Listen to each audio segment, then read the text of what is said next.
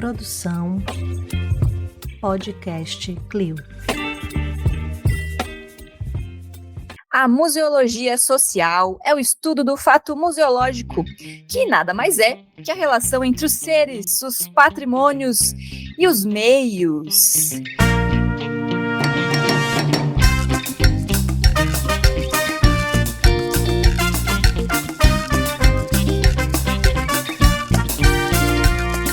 Tandam! Nossos primeiros episódios do ano de 2025 estão começando, Museanders, e hoje, o que tudo isso tem a ver com a paisagem auditiva do futebol? Vamos desvendar esse mistério hoje, e temos aqui comigo, além de mim, essa voz que vos fala, Marina Gouveia, temos aqui nossa ruiva cobreada, compondo este time magnífico de hoje, sempre muito ruiva, sempre muito acobreada, maravilhosa, Juliana Gueiros, olá! Alô, Brasil! Alô, Marina! Hoje estou um pouco desbotada, mas é porque esse final de ano foi muito complicado, entendeu? Esse começo de ano está uma coisa para todo mundo, mas assim, cheguei inteiro o suficiente para estar nesta bancada maravilhosa contigo, com o Gu, e com este convidado maravilhoso aí também, que vai falar sobre esse tema que eu não faço, quer dizer, um pouco, né? Mas a mínima ideia do que pode ser. Fica aí, tô ansiosa.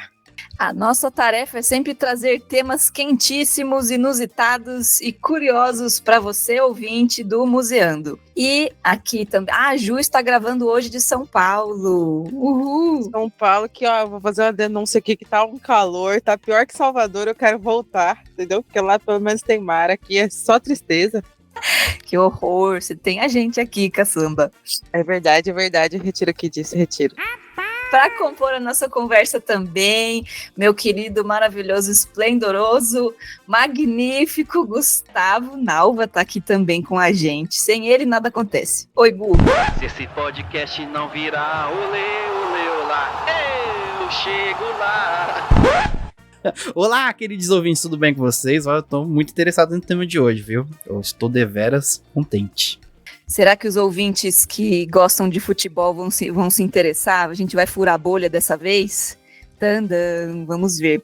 E para a gente conversar desse assunto, a gente trouxe aqui um especialista, mestre maravilhoso também no assunto. Adivinha quem é? Tandam. Guilherme Trevisan dos Santos, coleguíssima, trabalha comigo lá no museu. Seja muito bem-vindo e muito, muito obrigado por aceitar o convite de estar aqui com a gente. Olá, bancada. Olá, ouvintes. Eu que agradeço pelo convite. É um prazer estar aqui, podendo ter essa conversa, né?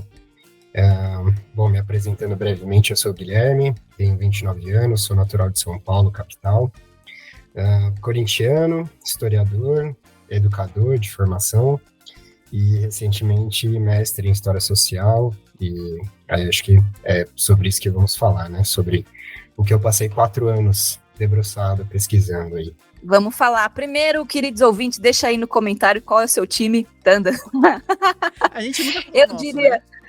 Né? Eu diria que eu sou corintiana para agradar o meu marido, mas a primeira camiseta de time que eu ganhei foi da Lusa, pequenininha. Enfim, a Lusa, coitada da Lusa, mas é a mais recém-bilionária do rolê, é isso? Enfim, teve um time aí com uma galera que comprou a Lusa.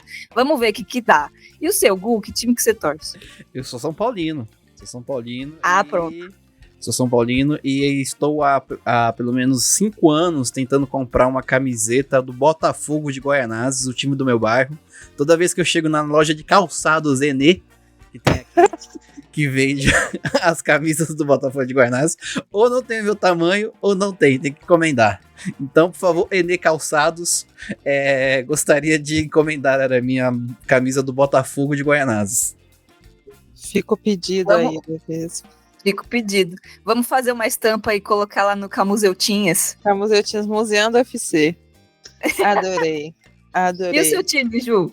Olha, eu desde pequena sou corintiana também, porém, contudo, todavia, me fui para a Bahia. Então, Eu, por consequência, sou Bahia? Não, não, não, Laília, eu sou Vitória. O único time possível, tá bom? Vai, Leão. Vai, Leão, muito bom. Esses dias, uma criança perguntou para uma colega nossa, educadora lá, que time que ela torcia. Aí ela falou, eu torço pro São Bernardo. Aí a criança ficou, mas São Bernardo é cidade, não é time. Enfim, bora lá conversar sobre este assunto.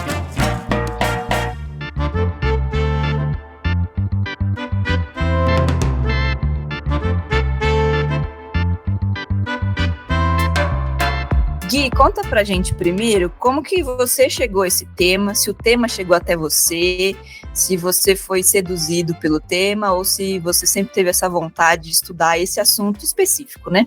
Sim, eu acho que foi uma sucessão de acasos e interesses que foram se acumulando, né? Durante a graduação em História, eu fui fazer iniciação científica com o professor José Geraldo e sempre pesquisas atreladas a essa questão dos sons, da música, né? E eu comecei a pesquisar, ainda na graduação, os cafés e casas musicais que tinham em São Paulo no início do século passado. Na verdade, final do século XIX, começo do século XX, né? E desenvolvi a iniciação científica durante 2 anos, mas naquele momento eu era um pouco afastado do futebol. Durante o período de estudo, assim, né, da graduação. Só que a coisa começou a virar justamente em 2016, curiosamente no contexto do impeachment, da votação do golpe da Dilma, né? Porque eu lembro bem que eu estava saindo de uma aula na FEFELESH, Faculdade de Filosofia, Letras e Ciências Humanas, da USP, e descendo a rampa tem o vão, né, da História e Geografia, e estava tendo uma mesa de debate sobre o golpe que estava em curso, com uma bandeira enorme hasteada da democracia corintiana. E eu, como corintiano, olhei para aquilo e falei, olha, o que o futebol está fazendo aqui discutindo matemática política, né? E comecei a acompanhar a discussão e depois dali fui a fundo na história da democracia corintiana, fui atrás por essa ligação de Corinthians. E dali para frente eu comecei a criar um interesse em trazer o futebol como objeto de pesquisa, né, propriamente dito, para dentro da história. Já isso já é um campo que já existe, né, desde a década de 90, basicamente, mas fiquei interessado em desenvolver alguma pesquisa relacionada ao futebol. Quando eu terminei a iniciação científica em 2018, depois de 2 anos, e me formei na graduação, eu comecei com o meu orientador, né, com o Zé Geraldo, para ver se a gente conseguia chegar em alguma temática em comum. E aí ele, na verdade, estava bem na minha cara o tema, mas eu não tinha uma experiência suficiente ainda para poder enxergar, né, digamos assim. E aí ele me mostrou, olha, por que você não pesquisa o que você já fazia, né, com essa paisagem sonora, né, essa atmosfera, esse universo sonoro dos cafés, faça isso com o futebol no mesmo recorte, né. Era um tema que estava em aberto, que ele já tinha essa ideia e estava esperando algum louco, no bom sentido, topar fazer isso, porque nem ele, nem eu sabia o que a gente ia encontrar, né, foi um completo tiro no escuro, assim, digamos. Não sei, ele sabia que tinha uma coisinha aqui, uma ali, mas não sabíamos se tinha algo suficiente para sustentar uma dissertação, né, e foi acho que meio por aí que eu cheguei nesse tema, né, ligando uma linha de pesquisa que eu já fazia com esse interesse pelo futebol e as coisas casaram assim. Que legal, nasceu então numa relação com música, se eu entendi direito. Nossa, eu achei bem interessante aplicar a mesma lógica em outro assunto, né? Eu acho bem legal quando a gente consegue fazer isso. Ouvindo o Gui falando agora, eu lembrei que eu também pesquisei um pouquinho sobre os cafés do centro de São Paulo, não necessariamente as paisagens sonoras, eu pesquisei recentemente, né, tipo, gente, é impressionante a quantidade de cafés que a gente tinha no chamado Triângulo Histórico de São Paulo. É algo assim cultural muito forte, que vai ser importado da França e por muito tempo vai continuar essa tradição no centro. Pode ver, qualquer coisa que você vai pesquisar o que era antes no centro de São Paulo, tipo, tem um prédio aqui, o que era antes desse prédio? Era um café. Martinera era no café. Geralmente era um café que tinha no centro. Tão forte que era essa cultura. E só um recado, o café girondino que a gente vai hoje, ele não é o girondino original, tá? Ele é dos anos 90. O Girondino original ficava na esquina da Praça da Sé. Ele vendia, ó, pra você ver, ele vendia ingressos de teatro, ingressos para apresentações de teatro, em apresentações gerais. E depois, quem tiver acesso ao acervo do Estadão e quiser pesquisar, pesquisa pelo Girondino, que vocês vão descobrir uma coisa muito interessante, que toda a confusão que tinha na Praça da Sé, o pessoal corria para dentro do Girondino para poder se abrigar. Tem várias notícias sobre isso. Eu fui babade, achando que eu tava arrasando, levando o Murilo lá, falando, olha, o café antiguíssimo, é dos anos 90. Olha, Gustavo, São Paulo é uma mentira mesmo, viu? O atual dos anos 90, né? O Girondino, o ouro da Praça da Sé mesmo, ele existiu, só que ele fechou acho nos anos 20, se não me engano. E não, só pesquisar, vai no acervo do Estadão, que é o mais fácil de, tipo assim, de achar as coisas, né? Que a hemeroteca digital você tem que ter uma prática e bem, que ela é um pouco complexa. Ela é gratuita, mas é um pouco complexa de pesquisar.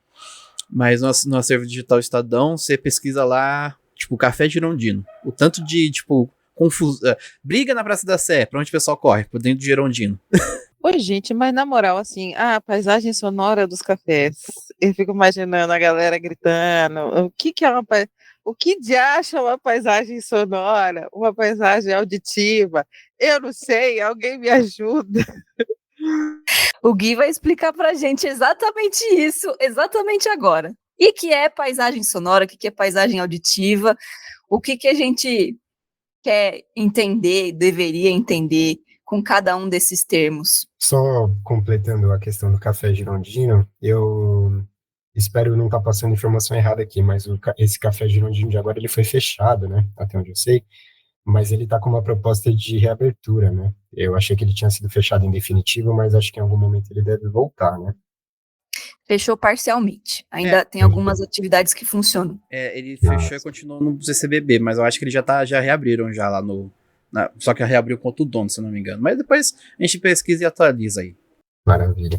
E justamente curioso que o Gustavo comentou, porque eu achava muitos relatos nas colunas de polícia mesmo, né, dos jornais, para achar sobre os sons do café. Porque geralmente ocorria esses desentendimentos, era por conta da barulheira, etc. Então, são meios, né, que a gente encontra para chegar na fonte. Mas, bom, tratando agora diretamente do conceito, esse termo original de paisagem sonora, ele nasce primeiro, né, e ele acaba sendo sempre atrelado à figura de um pesquisador canadense que chama Murray Schafer. Na década de 70, ele trouxe, né, essa sua definição particular do conceito, e a partir disso muitas pesquisas nasceram dentro dos estudos do som, sempre bebendo do conceito de paisagem sonora. E a questão central para ele é que os sons poderiam ser, digamos assim, objetificados e desprendidos da sua origem, né, a fim de serem compreendidos por si só. Ou seja, ele recolhia aquele som do ambiente onde ele captava e levava aquilo para um laboratório para ser estudado de maneira isolada, né? E outro ponto específico muito importante para ele é que a interpretação desses sons podiam ser feitos de maneira musical, né, desses sons que a gente escuta no ambiente das cidades. E, portanto, eles poderiam ser moldados e, no fim das contas, melhorados. O Schafer, ele era ambientalista, e ele falava muito sobre a questão da poluição do som, né, que é um tema que acabou também ficando muito em voga aí. E aí, o que acontece é que, para nós, historiadores, o que interessa para a gente são sempre as relações humanas, né? Então, havia um problema em simplesmente transplantar essa metodologia do Schafer, já que para ele o ponto final da pesquisa se dava no som em si. Ele estava interessado em estudar o evento sonoro em si, né? E aí é curioso porque muitos trabalhos excelentes na história começaram a surgir em meados da década de 90, e aí vale título de citação aqui, o próprio trabalho do meu orientador, Sonoridades Paulistanas. A nível internacional, a gente tem o Alain Corbin, que também produziu muita coisa interessante, né, um pesquisador francês, historiador francês. Só que isso veio antes da história achar um novo conceito para substituir o paisagem sonora. E por muito tempo, ali na década de 90, começo dos anos 2000, quando muita gente fazia pesquisa e utilizava o termo do Schaeffer, ele virou um grande guarda-chuva, digamos assim, né? Então muita gente pesquisava e colocava o nome de paisagem sonora e aquilo acabou não tendo muito crivo, assim, né? E virou por si só quase que uma genie, né, da música do Chico. Então era todo mundo tacando pedra na paisagem sonora, vamos parar de usar isso, porque ninguém mais sabe o que é, afinal de contas, né? Mas aí, pois bem, aonde que eu quero chegar? No meu trabalho, eu adoto o termo de paisagem auditiva, e não de paisagem sonora, né? Quem fez essa dobra, essa mudança de conceito, foi uma historiadora dos Estados Unidos que chama Emily Thompson. Ela fez um trabalho muito, muito bom ali no começo dos anos 2000, e ela sugere essa substituição do sonora pelo auditiva, né? Vejam que essa sutileza, na verdade, ela faz toda a diferença para nós historiadores, porque você tira o destaque, o foco do som, e você transplanta o seu destaque para a audição, ou seja, para o processo de escuta do indivíduo, do ser humano. E os historiadores estão sempre interessados, repito, pela experiência humana, né, de como que era a vivência daquelas pessoas do passado, né? Então, nos interessa, quando fala em paisagem auditiva, num primeiro momento, recapitular, resgatar aqueles eventos sonoros que ocorriam no passado, a maioria deles que estiverem disponíveis nas fontes primárias, né? Mas não parar por aí. A partir deles, tentar entender por que eles eram enunciados, como que eles eram escutados por aquelas pessoas, né? Eu costumo dizer, ouvir o passado com o ouvido dos mortos, né? Como que esses mortos ouviam esses sons que eles estavam imersos ali, né? Então, o que nos interessa, no final das contas, é a experiência humana, a escuta do indivíduo. Por isso eu preferi adotar o termo de paisagem auditiva, mas isso ainda está em aberto entre os historiadores. Tem gente que usa paisagem sonora e aí justifica que não está fazendo aquilo que o Schaeffer fazia, né? E por aí vai. Mas eu acho que para concluir essa parte, eu acredito que foi muito bom ter escolhido esse novo conceito, né? Resgatado ali com a Thompson, porque ele me ajudou durante a minha pesquisa a ter claro para mim mesmo qual que era o meu foco, onde que eu queria chegar. E também para me livrar de ser bombardeado na banca, na defesa, né? E não aparecendo com mais uma vez uma paisagem sonora que já estava muito batido ali, digamos assim. Não sei se ficou claro. É aquela velha questão, né? Se uma árvore cai no meio da floresta e não tem ninguém para ouvir, ela faz barulho? Não faz, porque o barulho alguém precisa interpretar essa onda sonora, né? Ela faz ondas sonoras.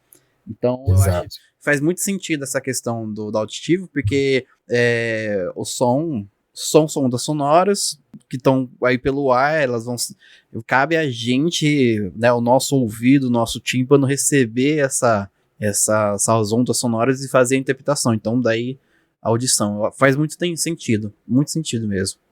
Achei muito legal a parte sobre paisagem sonora, que é o tratar o som como um objeto, tipo, transformá-lo num objeto que pode ser analisado.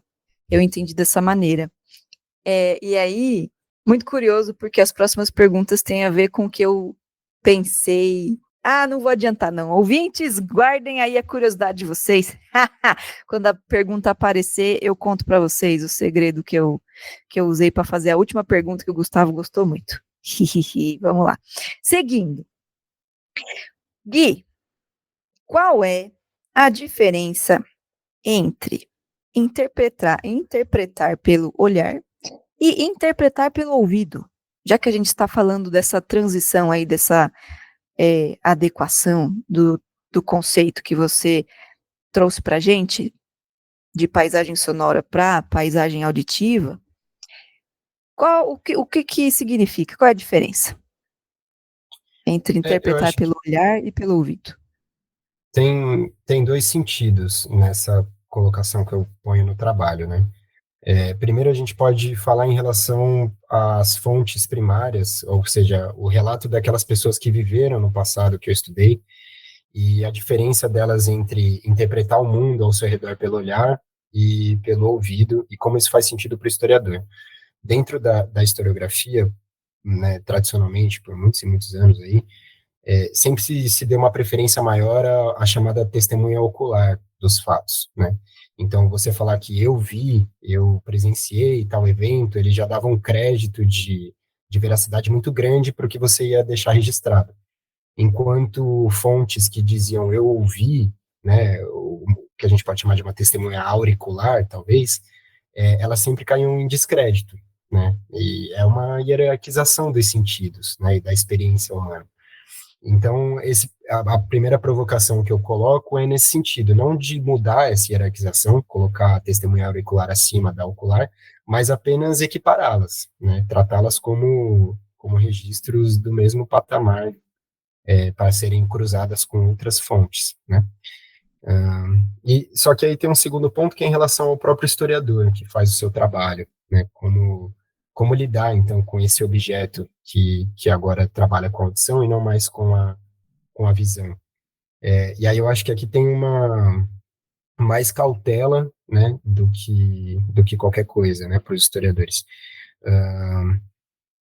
Quando a gente fala de sons, e, por exemplo, eu lutei muito durante a minha pesquisa para achar algum registro sonoro, porque o meu recorte ele vai de 1900 a 1930, e era uma época que os registros de gravação, né, as tecnologias de captação de áudio, elas estavam bem incipientes ainda em São Paulo, né? Então eu fiquei nessa angústia, se eu ia achar ou não em algum momento ou algum registro de áudio. Só que eu consegui entender ao longo do meu trabalho de que se eu não achasse, ou melhor, se eu achasse algum registro de áudio, aquilo não seria uma janela para o passado, entendeu? Eu conseguiria fazer um trabalho sobre paisagem auditiva, mesmo só com fontes escritas, que é 95% do meu trabalho. Tem pouquíssimas gravações que eu encontrei, né?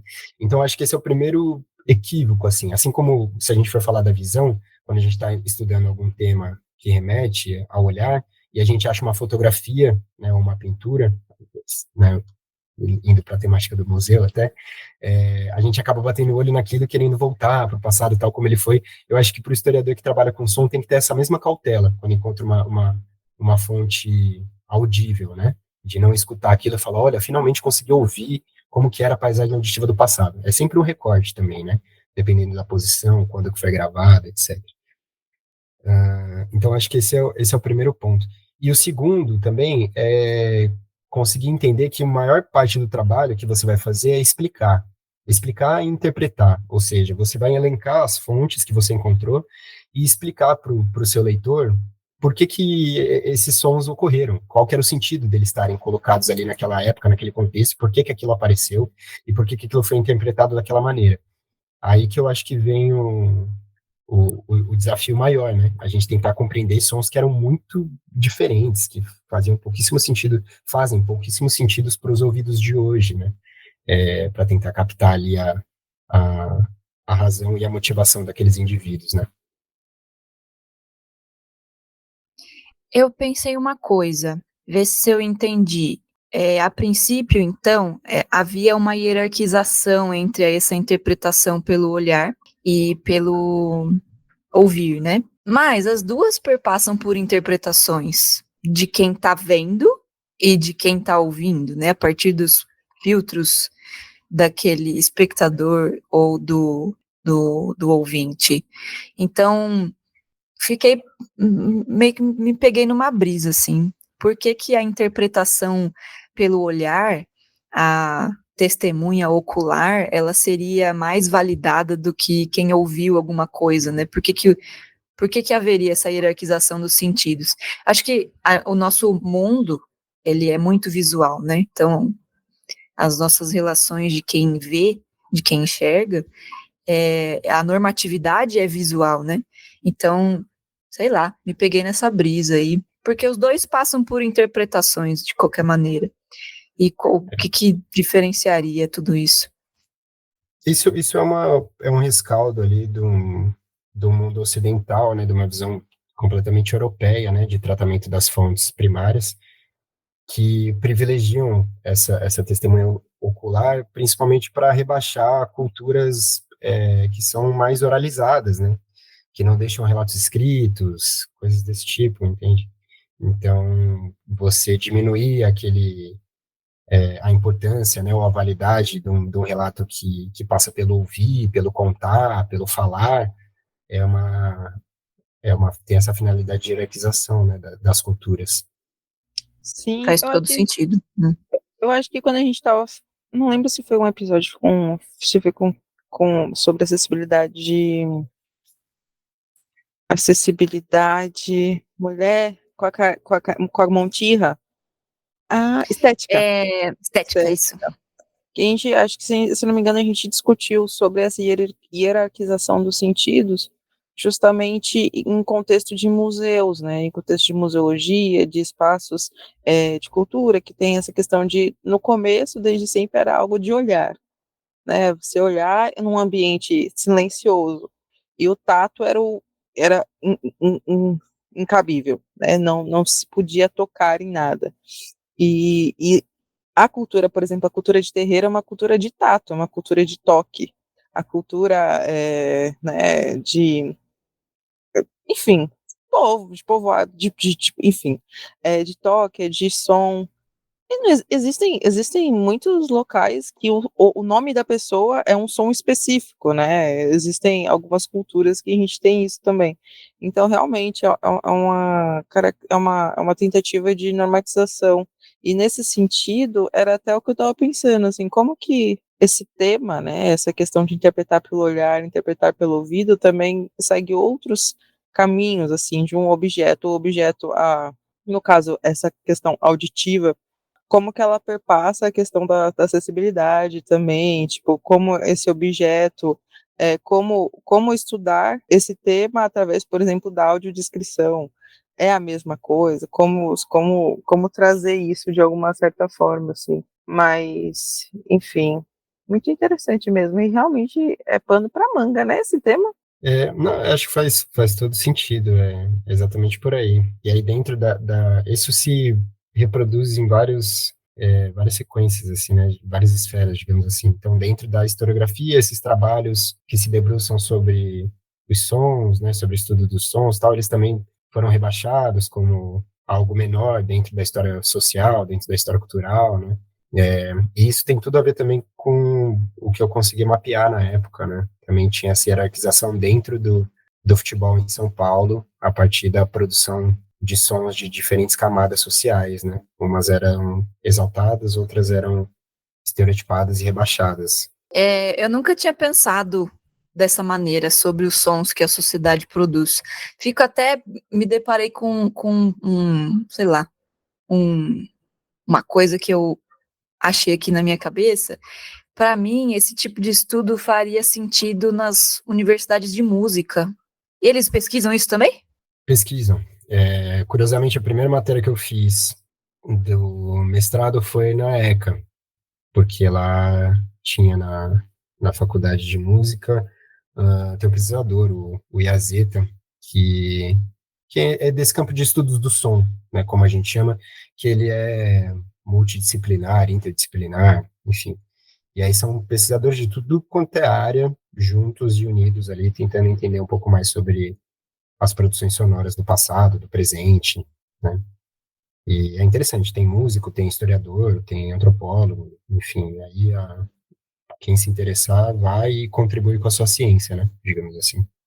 Sim, que legal. Abriu uma janelinha aqui na minha cabeça que não existia antes. Legal, vou prestar mais atenção nessas relações com o som, até para minha vida de bailarina, né? Já que a gente está falando de som, culturas e não sei o quê. A música árabe é diferente, a Ju falou da cultura do toque e da simbologia de cada toque, nos terreiros, por exemplo, né? Enfim, nas danças árabes, nas músicas árabes, tem outras conotações também. Que legal! Sim, Muito legal. Eu acho que até para nossa vida enquanto museólogos, agora, museóloga, que eu faço agora, agora, graduada. Enfim, todo momento, galera, esperem até eu virar mestra. Aí, quando eu virar mestra, vocês esqueçam, não vou querer mais ouvir minha voz.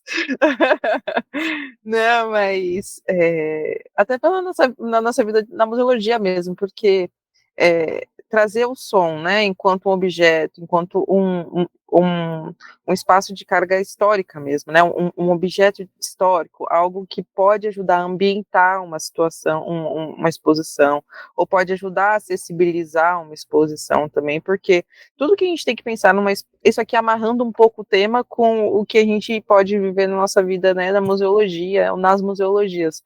Tudo que a gente coloca numa exposição, tudo que a gente quer é contando uma história, né, no caso. Então, qual som a gente pode utilizar e a partir de quais estudos, porque nada pode ser sem embasamento de alguma forma teórica, e aqui Guilherme traz uma outra visão para a gente pensar nisso nas nossas práticas, que pode trazer aquilo de uma forma mais interessante, que possa trazer mais questionamentos, e que possa ter carga realmente histórica e de memória em tudo que a gente coloca, inclusive nos sons e, enfim, até nos barulhos, no caso, né? Não precisa ser uma música, mas quais barulhos eram daquela época, porque a gente, senão fica algo distoante e, enfim, acaba virando essas exposições blockbusters que a gente vê aí pagando R$100 e poucos para entrar. Mas, desculpa, é que eu fui uma que não tinha nada a ver, mas isso é uma história para um outro podcast. Hein? Lançou um shade aqui do nada na exposição. Não, só porque eu lembrei aqui, vocês comentando para ligar a ideia de paisagem sonora com o museu, tem um artigo da Cristina Meneghello que ela fala das ruas para os museus, a paisagem sonora como memória, registro e invenção. Então há uma corrente aí, talvez meio tímida ainda, mas que está tentando encaixar essa experiência, né, de como fazer uma museificação dessa paisagem sonora, como tratar isso, né? Sim, e os museanders sabem que nós somos um repositório de temas possíveis para não sabe o que fazer, venham ver abusando que alguma coisa vai surgir. Esse é um caminho interessante. Bom, vamos adentrar o famigerado assunto que motiva a conversa, a outra camada, né, dessa conversa. Então a gente está no guarda-chuva da paisagem sonora, mentira, paisagem auditiva do Gui, e como é que ele aplicou essa lógica, em que cenário ele aplicou essa lógica. E aí, como bom corintiano, ele vai lá e estuda o futebol. Brincadeira, piadocas. O futebol também é um objeto de estudo, né? Temos o nosso querido Museu do Futebol, algumas pessoas que já passaram por lá já estiveram aqui com a gente, gravando o episódio. Mas, enfim, fala um pouquinho pra gente, Gui, por favor. Qual é o papel do futebol nesse recorte temporal da sua pesquisa? Papel desse esporte na sociedade, nessa São Paulo, que está caminhando aí para avanços posteriores na história da cidade. Exato. Então, esse comentário sobre o recorte temporal, ele é extremamente importante, porque nós, historiadores, em geral, a gente gosta de pegar recorte onde está ocorrendo alguma clivagem, onde está tendo alguma ruptura naquela sociedade que a gente vai estudar. Porque ali é que as tensões mais reverberam, os valores ficam mais evidentes, né? E por isso, então, não é por acaso que a gente faz esse recorte do final do século XIX, começo do século XX. Porque ali São Paulo estava explodindo, né? Como essa futura metrópole que a gente conhece. E eu acho que, de maneira geral, o futebol ele chega, né, importado da Inglaterra, e ele acaba tendo um primeiro impacto muito próximo ao que ele se mantém até hoje, uma atribuição de sentido, que era essa nova possibilidade de lazer naquela sociedade, algo mais vibrante, mais veloz, né, mais empolgante, com muitas pessoas no estádio reunidas, né, um passeio novo para você fazer no domingo, etc., ocupar aquela vida urbana que estava nascendo em São Paulo, assim. Só que eu consegui perceber, por meio dos estudos né, olhando para o som e para essas relações ali, por meio da paisagem auditiva, que tinham duas esferas em disputa, em conflito em torno do futebol, né, reveladas por meio dos sons emitidos pelas pessoas. Então, por um lado, eu fiquei muito convencido que o futebol ele surgiu como um esporte moderno que podia servir ao poder público para, como é que eu posso dizer assim, para colocar na sociedade alguns ideais de modernidade, do que é ser cortês, do que é ser elegante, de como ter um respeito pelo adversário, de como ter uma consciência de cidadania, tudo isso por meio do som, né? Há um conjunto de sons ligados a esse poder público que eles gostavam muito. Então, por exemplo, os aplausos, o apito do árbitro, né? Isso era sempre muito elogiado e sempre muito requerido por eles, que acontecessem nos jogos. Porque o aplauso é uma forma polida de você demonstrar a sua satisfação. O apito do árbitro é um som que remete à ordem, né, à disciplina dentro do gramado, e por consequência na sociedade, né, metaforicamente, digamos assim. Só que numa outra esfera, o que me pareceu durante a pesquisa é que vamos chamar essa percepção dominante, né, que buscava essa domesticação por meio do som do futebol, ela não teve muito sucesso, digamos assim. Boa parte da população pegou o futebol para si no sentido completamente oposto. E eles usavam aquilo para fazer um extravasamento das tensões, para usar mais a corporalidade, para uma busca da excitação, né, como diz o clássico livro lá do Norbert Elias.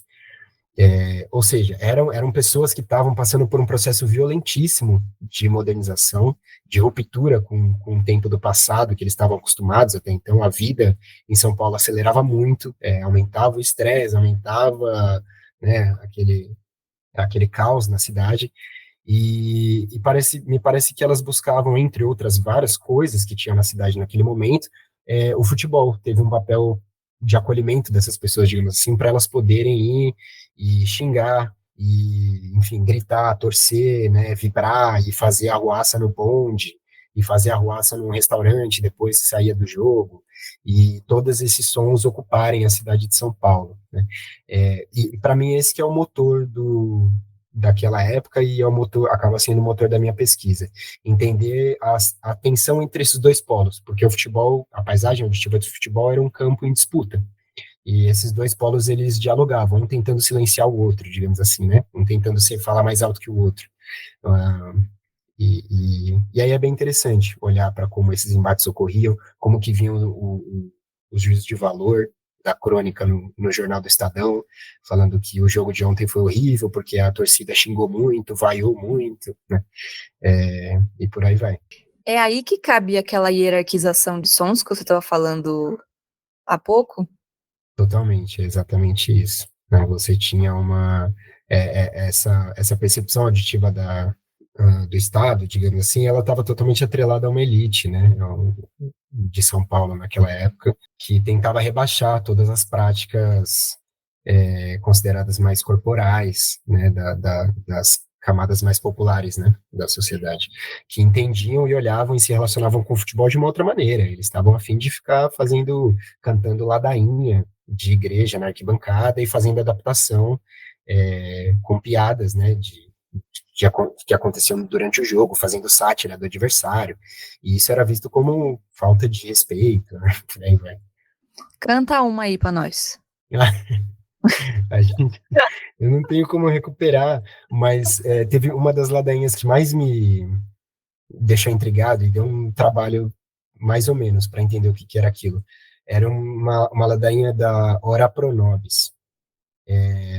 Então você tem essa parte fixa, e geralmente na Igreja Católica você alterna isso com outros nomes de santos. Então é cantar a Santa Maria, Ora Pro Nobis, aí vem outro nome, não sei o que lá, Ora Pro Nobis, e aí você fica nesse Ora Pro Nobis como o centro, né? Eu achei uma fonte que os torcedores levaram esse Ora Pro Nobis para a arquibancada, e eles cantavam, conforme os gols iam saindo, eles falavam, uma bolinha na rede, Ora Pro Nobis, duas bolinhas na rede, Ora Pro Nobis. Então eles era totalmente profano isso, né? Porque eles pegavam uma ladainha da igreja e utilizavam para fazer sátira e escárnio, né, do adversário. Então, mas aí veja a preocupação das pessoas, eles estavam habituados a essas ladainhas já de muito tempo em São Paulo, olharam um ambiente novo, daquelas praças esportivas, daquelas arquibancadas enormes para a época, e falaram, como que a gente vai lidar com isso? Vamos usar o que a gente sabe. Então pegaram essa memória da escuta também, né, do som que estava impregnado, todo mundo sabia o Ora Pro Nobis, e aí era fácil você fazer uma uma brincadeira, uma improvisação ali, né? Sim, essas ladainhas eram essas preces, né? Tipo assim, essas coisinhas, essas pequenas que ficavam repetindo, né, na igreja, tipo. Por isso que quando a gente fala, não me venha com essa ladainha, não me venha com Exatamente. esse papo aí de ficar repetindo a mesma coisa, não é isso? Exato. Eu sei, diga. Não, esse ponto é importante porque ela é uma repetição eterna, digamos assim, né? E ele tem um efeito, quando você fica repetindo muito, né, um canto, assim, ainda mais em cor, em conjunto, isso tem um efeito quase de transe, né? Então essa era uma das intenções da ladainha dentro da igreja, e ela faz total sentido com o que o Mário de Andrade vai chamar, assim, de uma embriaguez sonora, de você ficar cantando aquilo na arquibancada e ficar meio, né, em estado de transe ali, com os outros torcedores do seu time, cantando aquilo infinitamente. Isso existe até hoje na arquibancada, né? As torcidas organizadas, eles cantam a mesma música repetidamente para poder atingir um clímax ali, né?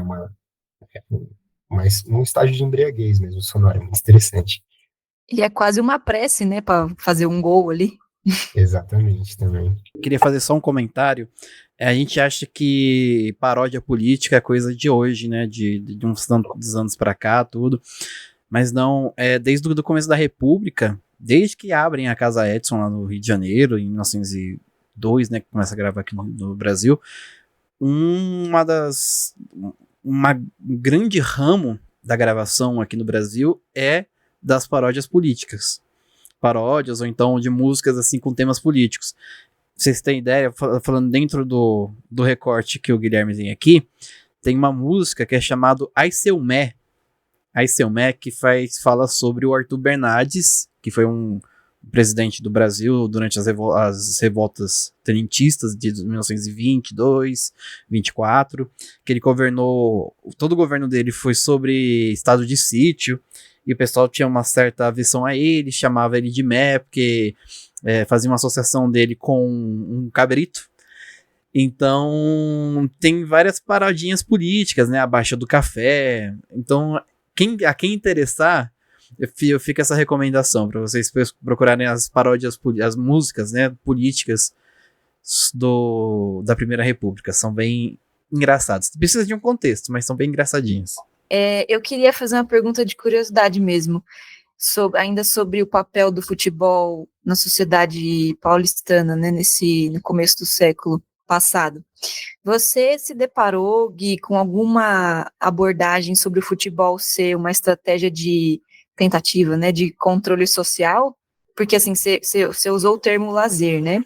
E aí, nos estudos do lazer, que entra no meu campo, os estudos do lazer começam muito a partir da relação com o esporte. E a gente tem nessa historicização da história do lazer, se eu posso dizer isso, se é que existe essa abordagem, existe muito usar o lazer como uma estratégia de controle social, de agradar os trabalhadores para que ele não se revolte, e quase o tal do pão e circo lá, só que numa repaginação contemporânea, assim, né? E aí eu queria saber se você chega a esse ponto, assim, na sua pesquisa em algum momento, se chegou, você trouxe para o seu texto ou não faria sentido para a sua pesquisa, enfim, curiosidade mesmo. Eu acho que nesses termos de controle, assim, propriamente, não diria que eu encontrei algo desse tipo. Mas o que eu acho interessante é que tem um pesquisador, o Leonardo Pereira, que ele argumenta, isso é também uma grande discussão dentro da historiografia do futebol, tentativas de explicar por que esse esporte deu tão certo na nossa sociedade, por que ele e até no mundo, né? O futebol, ele é o esporte mais popular da história da humanidade. Nenhum outro esporte teve tantos fãs simultaneamente vivos, né, que se ocupavam disso. Final de Copa do Mundo é a maior audiência desde que ela começou a ser transmitida, etc. Então é um apelo enorme na sociedade mundial, e aí posso falar de São Paulo, na capital também, historicamente, né, ao longo de seus 130 anos aí que existe futebol nessa cidade. E muitas pessoas tentam falar, muitos historiadores, né? O futebol ele popularizou porque é fácil de jogar. Você pega qualquer coisa, vira uma bola e você joga no meio da rua. Só que né, explicações muito simplórias na maioria das vezes. Mas voltando ao Leonardo Pereira, ele traz uma que me convenceu bastante.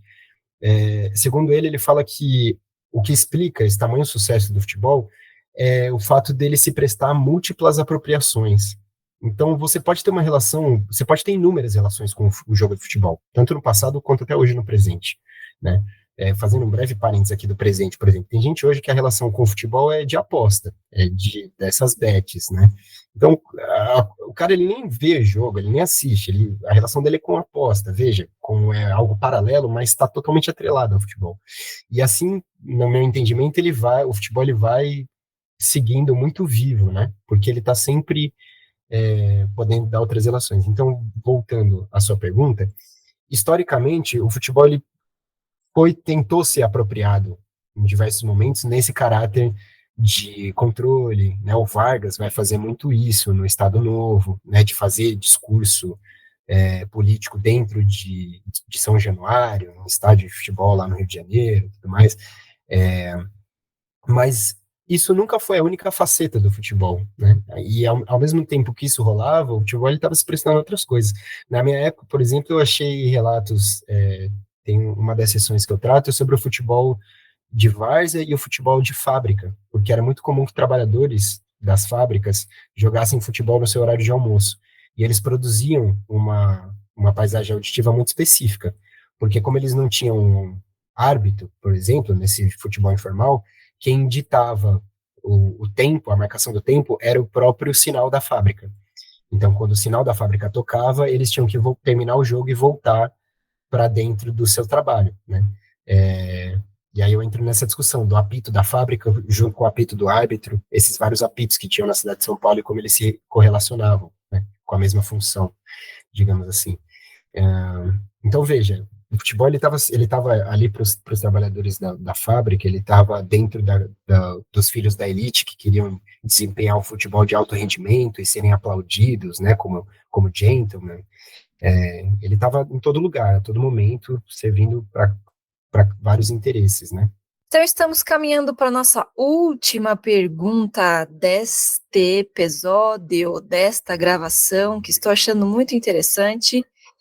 Acho que podemos explorar mais o tema futebol em outros episódios, com certeza. Essa é a pergunta que eu estava comentando com vocês aqui há pouco, que, enfim, quando eu pensei em produzir esta pergunta, eu me baseei muito no que a gente fala lá de cultura material no museu, e a gente fala o dia inteiro sobre isso, né, que o objeto, ou enfim, vou tratar objeto no sentido amplo da coisa, né, ele conta pra gente muito mais sobre a época em que ele foi produzido, do que o que ele pode estar representando.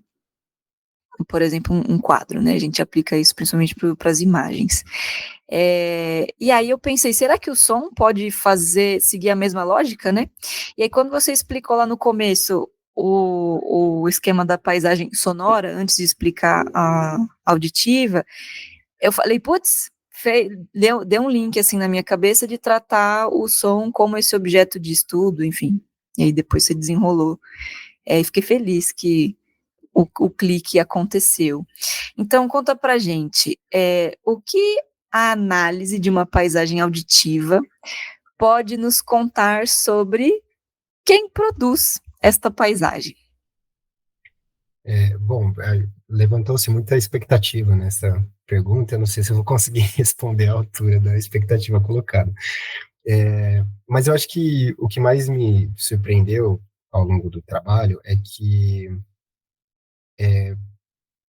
quando você deixa um comentário por escrito sobre um som que você ouviu na rua, e era isso o que as pessoas faziam nessas fontes que eu consultei, elas ouviam alguma coisa e decidiam deixar um registro sobre aquilo. Em geral, elas vêm carregadas com um forte juízo de valor. A citação do evento sonoro, ela vem acompanhada de adjetivos. Então, ouvir aplausos magníficos, né? Ouvir xingamentos repugnantes, qualquer coisa do tipo. Quando você coloca um juízo de valor dentro de um som que você acabou de ouvir, você revela que você passou por algum processo de treinamento de escuta, digamos assim. Porque a gente não nasce já categorizando o que é um aplauso bonito, o que é um som feio, né? A gente teve que passar por algum treinamento para nos falar por que uma coisa é legal e outra não, de se escutar. E a Juliana até usou o termo barulho em algum momento aqui do podcast, né? E o barulho, ele é muito interessante, porque barulho a gente chama, geralmente, um som que a gente não entende, que foge do nosso repertório auditivo, né, digamos assim. E aí a gente categoriza aquilo como barulho, como incômodo, né? Só que, às vezes, o barulho para o outro, ele é um som que faz total sentido, veja. Então, são coisas que pessoas que não estão se dialogando sonoramente, né, digamos assim. Portanto, eu acho que estudar a paisagem auditiva é você ir atrás desses valores daquela sociedade que estão enfiados nesse juízo de valor, sabe? De quando um cara aponta que ele está super incomodado que tem criança jogando bola na rua, na frente da rua dele, né? Porque eles gritam, porque eles falam palavrão, e etc. E ele quer uma outra cara de São Paulo, né? Ele espera uma paisagem sonora que acompanhe aquela modernidade prometida, com aquela reurbanização, né, que estava acontecendo, etc. Então, é entender os valores e o que estava em jogo naquela sociedade por meio de como as pessoas interpretavam o som ao seu redor. Eu tenho um negócio para mim que eu acho que o silêncio é uma coisa muito de elite, assim, o silêncio é elitista, assim, ai, é tão silencioso, o bairro silencioso, é porque não tem gente, é você numa casa enorme que não tem gente, porque você vai, qualquer que eu, Gustavo, estamos aqui agorinha vivendo isso, é a igreja de um lado, é o bar do outro, é barulho, é o avião passando agorinha mesmo, ó, você vê, eu liguei para ele passar nessa hora para ilustrar o momento. Mas é isso, assim, o que ele queria construir é algo sanitizado, né? Uma coisa assim, entre muitas aspas, o barulho seria sujeira, ele queria algo limpo, né? Uma coisa assim.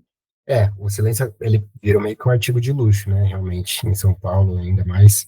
E tem um livro que eu gostei muito de ter tido contato com ele durante a escrita final, que é justamente História do Silêncio, do Alain Corbin, que eu já comentei aqui, o historiador francês. Eu acho que ele é super sintético e ele vai analisar, historicamente, as diferentes interpretações do silêncio, né? Então, o silêncio, em alguns momentos, era utilizado dentro de um aspecto religioso, então precisava do silêncio para fazer a oratória e tudo mais. Outros era um privilégio, outros era para o estudo, né, o silêncio da biblioteca e tal. E o Alan, ele sintetiza muito bem, mil vezes melhor do que eu, né, qual que é o nosso trabalho, de nós historiadores que nos debruçamos pelo som. Ele é muito didático nisso. Então, para o pessoal que quer ir mais atrás sobre isso, né, eu acho que é um texto bem bacana de entrada. Aproveitando que a gente está indo pro final aqui, falando sobre, né, a paisagem sonora que produz, no que a gente produz. O futebol, eu acho que uma coisa muito interessante sobre ele são também as torcidas, né? Eu queria fazer uma pergunta pro Guilherme. Eu sei que torcida organizada não é algo da República Velha, né? E você já falou de alguns exemplos aqui das ladainhas, das canções. Você conseguiria nos dizer qual foi o primeiro registro, assim, pelo menos o que você lembra, o registro mais antigo de um canto de torcida? Você conseguiria dizer pra gente? Eu entrei com muito medo, eu entrei nessa polêmica dentro do meu texto. O que a gente tinha, como você bem falou, as torcidas organizadas ainda estavam longe de existir, né? E antes das organizadas ainda a gente teve o conceito de torcida uniformizada, mas também vai nascer ali a partir da década de 30, que é justamente onde eu paro, né, o meu recorte. Mas eu achei talvez o mais místico dessa época era o canto do Aleguaguá, ou Aleguá, enfim, há várias formas de se grafar e escrever esse canto. Vocês já ouviram falar sobre ele? Não. Historicamente eu consegui mapear que ele nasce ali muito ligado ao Clube Atlético Paulistano, que existe até hoje aqui na cidade de São Paulo, né? No começo do século XX, eles eram o maior time da capital formado por paulistanos, né? E nasce ali, eu conto brevemente ali o que eu consegui mapear desse surgimento, mas ele é das primeiras décadas, assim, talvez tenha sido o que mais bombou, digamos assim, né? Porque ele percorre, e é engraçado, porque ele percorre todo o recorte que eu fiz do meu da minha dissertação. Então, ele nasce no começo de 1900, as primeiras aparições dele ali, e ele passa pela década de 1910 e passa pela década de 1920. Só que conforme ele vai passando, ele vai sendo apropriado por outras camadas de São Paulo e ele vai mudando completamente, tanto a sua forma de cantar, de ser falado, como o seu significado, né? Então ele nasce ali muito atrelado a essa elite do paulistano, né, desses filhos ali de fazendeiros e governadores que jogavam no time naquela época, como um grito de guerra, como mais no sentido de marcha, né, um aleguá, bem com uma entonação muito forte, né, nessa forma de expressar. E ele vai findar lá na década de 20 na boca de torcedores de camadas mais populares, do Palestra Itália, do Corinthians, que já existiam, né? E eles eram entoados de uma maneira completamente buliçosa, assim, eles gritavam como alelelelelelelelele, ficava uma gritaria, assim, tremenda, assim, esse é um dos registros que eu tenho de áudio, que dá para ouvir o sai um gol durante o jogo, que está sendo narrado ali no rádio, uma das primeiras transmissões radiofônicas. Eu trato também desse início da radiação do futebol. E aí, quando sai o gol, lá no fundo, você consegue ouvir a arquibancada. Parece um monte de peru gritando, né? Porque e é totalmente distoante de como o canto nasceu, entendeu? E aí eu uso aquela mesma argumentação. Eu acho que o Aleguá, ele perdurou esses 30 anos e fez muito sucesso porque ele conseguiu ficar na boca do cara da elite e conseguiu ficar na boca do povão e fazer sentido para esses dois grupos, sabe? Cada um deles apropriou o Aleguá da sua maneira e deu a sua cara para ele, assim. Esse tem uma sessão que eu falo só sobre os gritos de guerra e acho que entra um pouco nisso, né? Desses primeiros cantos organizados, essas formas de cantar em conjunto ali. E o Aleguá acho que foi o que mais sintetiza essa época, né? Ele conseguiu carregar muita coisa dentro dele. Sensacional. Eu não fazia ideia disso, né? Quando a gente começou a falar, qual que será que foi mais bom saber agora? Aleguá, né? E você chegou a falar sobre... respondendo a pergunta aqui, você tocou no tema de grito de guerra, essas coisas. Eu lembrei de uma comparação, não sei quem fez, perdão aí, né? Quem fez essa comparação, mas eu achei genial também, e eu vou puxar um pouquinho de a sardinha do time de vocês, no caso, porque a maioria dos hinos dos clubes pelo menos de São Paulo, os mais famosos do Brasil, eles têm uma marcha que é um ritmo meio marcha militar, né? Então, salve o tricolor paulista, ou até a pé nós iremos. E o do Corinthians não, do Corinthians já começa de numa melodia um pouco mais... bem diferente, né? Então, por isso que dizem que é o time que toca corações. Então, você vê essa influência também. Porra, 1940, São Paulo dos anos de 1930, né? De 25 de janeiro de 30. Então você pega ali o começo do fascismo, você cultua o corpo também, né? Então faz muito sentido o hino ser também militarizado, né? Pensamentos. Achei que vocês iam começar a cantar aqui, tem um bando de louco. Esse é militarizado também? Não. Não, falando militarizado, o melhor que eu ouvi recentemente foi do jogo do Sub-20 da Rússia contra o do pessoal esqueci o nome do Magé, lá no Rio de Janeiro, que foi durante o G20, veio uma galera, o Sub-20 da Rússia, jogar contra um time lá da segunda, terceira divisão do Rio de Janeiro. Aí a torcida ficava cantando: doutor, eu não me engano, esse juiz é ucraniano.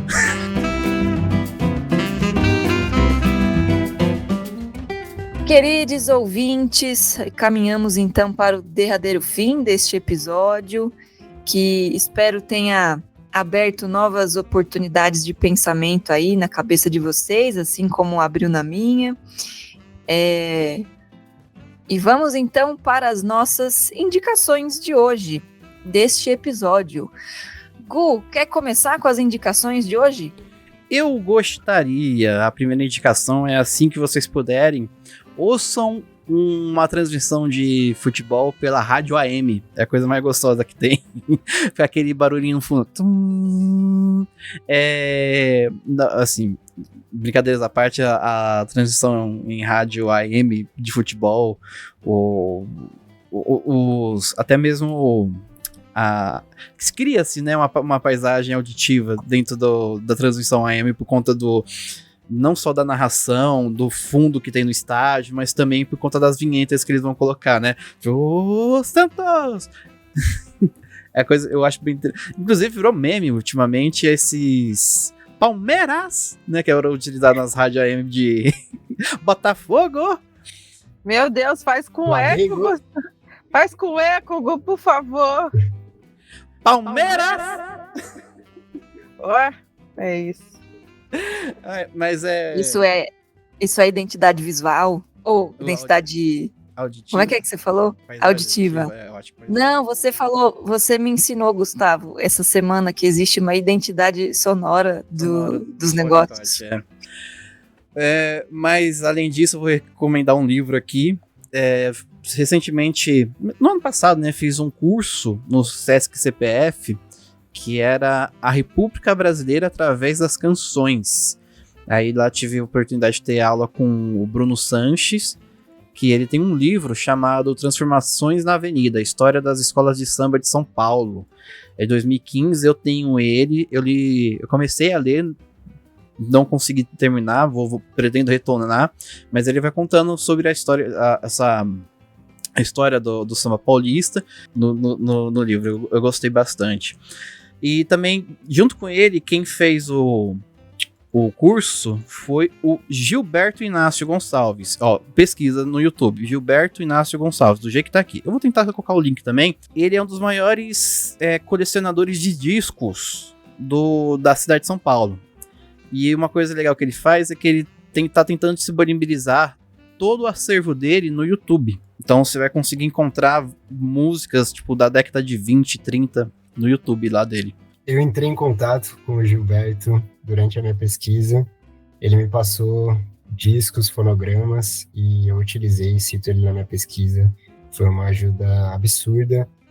Inclusive aquilo que eu comentei, ele tem o registro de umas primeiras transmissões de rádio com o Nicolau Tuma narrando o jogo em São Paulo, que entrou no meu recorte. A gravação era de 1929 e eu consegui usar. O Gilberto, ele é excepcional, responde super rápido no e-mail, enfim, sempre aberto aí a pessoas que querem conhecer o acervo dele. Ele é muito bacana. Nossa, eu tive a oportunidade nesse curso de pegar sabe aqueles da Casa Edson, esqueci o nome, que é um cilindro. Eu esqueci o nome agora, mas é o cilindro que antes de ser os discos, eram esses cilindros aí, e ele disponibilizou um pra gente poder tocar ali na mão, né? Ele ensinou como a gente podia pegar, né? Não podia pegar onde tem a gravação, mostrou como a gente utilizava, e eu tenho a foto lá, um cilindro da Casa Edson de 1910, por aí. Foi um curso muito interessante. Então o Gilberto tem esse acervo todo no YouTube. E falando em paisagem, e para encerrar, puxando a sardinha pro meu lado aqui da Zona Leste, o pessoal do CPDOC de Guaianazes tem uma série chamada Meu Bairro, Histórias do Meu Bairro. E lá tem um vídeo, que é o vídeo com a Valéria Evaristo Rodrigues, que é a entrevista 7. Ela é conhecida como a moça do chip aqui em Guaianazes. Porque o que acontece? Quando você desce na estação de Guaianazes, praticamente quase todo horário, né? Só não muito à noite, você vai escutar um áudio típico daqui, que é: ó o chip da TIM, da Vivo, da Claro, da Oi, já vem com crédito. Ó o chip da TIM, da Vivo, da Claro, da Oi, já vem com crédito. Ela fazia isso na voz, e depois ela começou a fazer a gravação. E tipo, Guaianazes se reconhece através desse som, entendeu? Nossa, eu eu pensei numa coisa que tem alguém que estuda a paisagem auditiva ou sonora que seja, dessas vans que ficam gritando os pontos que elas passam. Por exemplo, no terminal Armênia, onde eu pego o ônibus para Arujá, todas as vans berram os pontos principais do trajeto, assim, para as pessoas saberem qual van pegar, mas tá escrito, né, no itinerário, ali no letreiro do ônibus, da van, enfim. E eles vão o caminho inteiro, de São Paulo até o destino, berrando, de ponto em ponto, aonde eles vão parar, entendeu? E aí vai se excluindo os pontos que já se passaram e falando só os seguintes, assim. Ia ser interessante alguém que estudasse isso, porque é muito típico dessas regiões que são mais afastadas de São Paulo. Assim, Na sabe? verdade, é típico do Brasil todo. Em São Paulo tinha. São Paulo tinha até o governo da Marta, que aí a Marta trocou só pra ônibus, né? Acabou com as vans. Mas eu lembro, estação de Guaianazes, eu sabia todo o itinerário daqui até a cidade de Tiradentes. Só do... Eu cresci no Jabaquara e ali saí muita van. Praia Grande, Mogogó, Itaí, Peruíbe, Santo São Vicente, Guarujá. Eu moro aqui. Conheço o litoral sul inteiro a partir dessas vans. Antes de conhecer visualmente, eu conheci eles pelo nome, auditivamente. Exato, euzinha desde os 0 anos de idade andando de metrô, ouvindo isso, até me mudar pra Bahia, basicamente. Isso aí faz parte da nossa história, isso é memória, cara. Olha que bonito que a gente compartilha, não é legal? Muito bom. Quer indicar alguma coisa, Gui? Sim, eu consegui tirar aqui algumas coisas da manga. E durante o podcast eu recomendei, né? Durante a entrevista eu recomendei um livro mais da área dos estudos do som, então História do Silêncio, do Alain Corban. E aí queria colocar um sobre futebol, que é um romance que eu amo de coração, assim, foi muito importante para mim ter contato com ele, e eu acabei conhecendo esse romance, a primeira vez que eu ouvi falar dele, num podcast, então eu queria deixar gravado num podcast mais uma vez, né? Esse livro se chama O Paraíso é Bem Bacana, do André Santana, e breve resumo, breve sinopse dele, trata-se de uma história daqueles craques que nunca vingaram, né, que jogavam muita bola na base. Então conta a história do Mané, que ele é revelado ali no Santos, na Baixada Santista, ele vai jogar na Europa e num time da Alemanha e ele vira um homem-bomba. Isso não é spoiler do livro, foi assim que ele me foi apresentado e a leitura foi incrível, mesmo sabendo do que estava acontecendo ali dentro. É fantástico, recomendo muito. E eu queria fazer um jabá também, que é o site do grupo de pesquisa, que a gente tem, um laboratório de história da cultura sonora, nós historiadores, né, que fazemos essas pesquisas em busca dos sons do passado, e você consegue acessar ou pelo nome, né, Laboratório de História da Cultura Sonora, ou o nome do site é memoriadamusica.com.br. Lá, entre outras coisas, vocês conseguem achar a minha dissertação. Eu acho que talvez eu seja muito melhor escrevendo do que falando. Então, lá acho que deve estar mais claro se ficou muito confuso as colocações que eu fiz aqui, para quem quiser ler. Perfeito. Eu vou perguntar aqui para os meus colegas. Tá valendo mesmo qualquer indicação aqui no episódio, galera? Tá liberado? Tá válido. Tá. Porque eu tô num hiperfoco, eu assisti o Nosferatu recentemente, e eu tô falando dele todo dia no trabalho, porque ele tem um sotaque muito bom.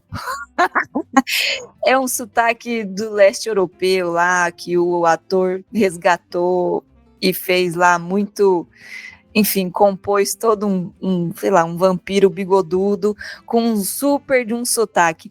E já que a gente tá falando de coisas sonoras, né? A composição, achei interessante fazer esse link, mesmo que seja uma coisa nada a ver.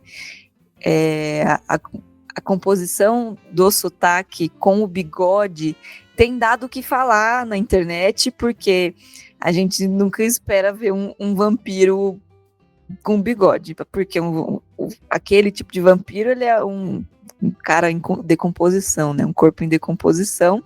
E ele não tem nenhum outro pelo aparente do corpo, só um bigode, um super bigode, que era um sinal ali da realeza lá, do lugar que ele vivia, que esse personagem vivia. E o sotaque também, então o jeitão de falar, o jeito de usar as palavras em inglês, não só o inglês com sotaque, mas a ordem, inverter a ordem ali do uso das palavras e, enfim, tem dado assunto para a internet, porque tem gente questionando uma série de coisas. E eu achei interessante pensar em como o som compõe a cultura e até trazer isso pro cinema, né? Essas análises da sonografia toda aí do que a gente vê mais em cinema, né? Que a maior parte está associada à imagem e som, né? Tem até o museu da imagem e do som. Ora, o plot twist aí. E Olha. a gente não indicou o Museu do Futebol, aquela parte que tem a escadinha pra subir, tem uma paisagem auditiva, um canto de torcida. A gente não recomendou, que é isso. Estamos recomendando agora. Visitem, o Museu do Futebol passou por uma reforma recente, né? Uma inauguração e disposições. Preciso ir também. Tô devendo essa visita. Eu também. Não fui ainda, Gui. Vamos segunda? Aquela no dia do nosso Por que sorte, tá fechado, ele tá fechado também, também, né? Lá tá fechado também. Se tivesse aberto, capaz de aparecer. Né? Quem trabalha em museu quase não visita museu. Fica a crítica. Porque todo mundo trabalha na mesma escala. Pois é. Pelo fim da 6x1. Esteja dito. Agradeço a todos os ouvintes por mais um episódio.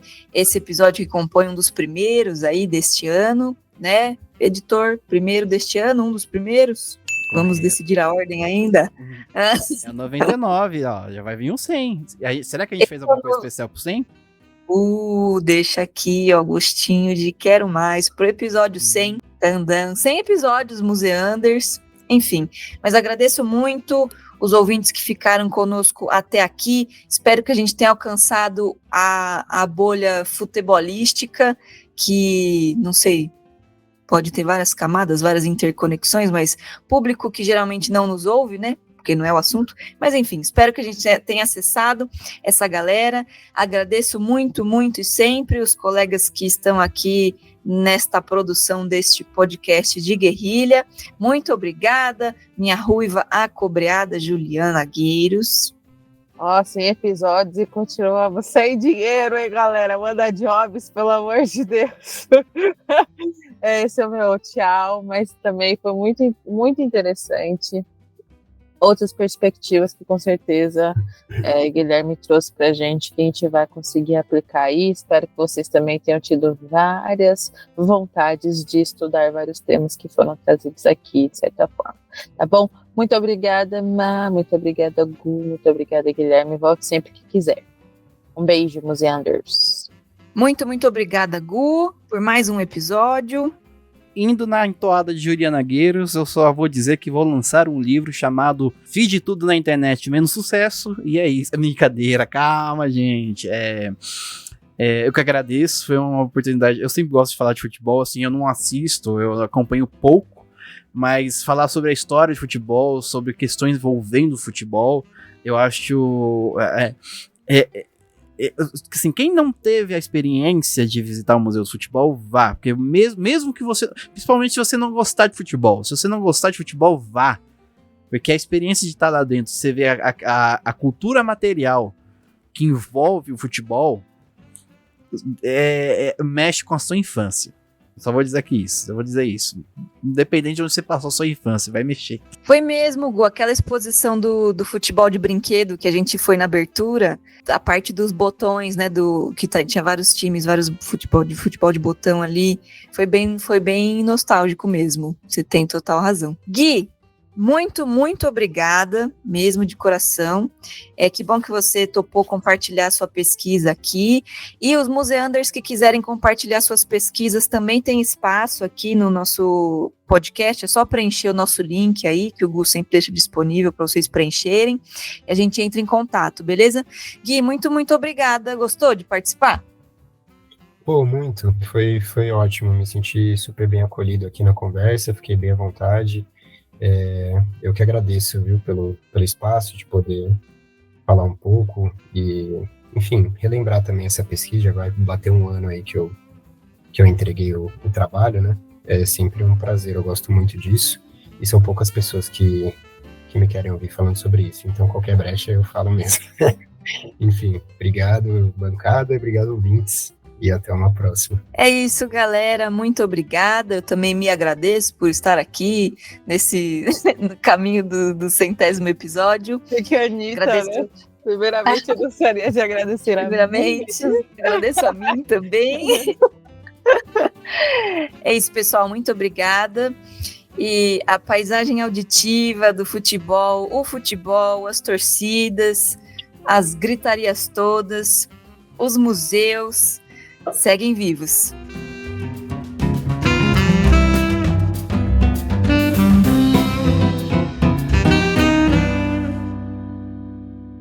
Muito obrigado, vão com Deus, valeu. Santos!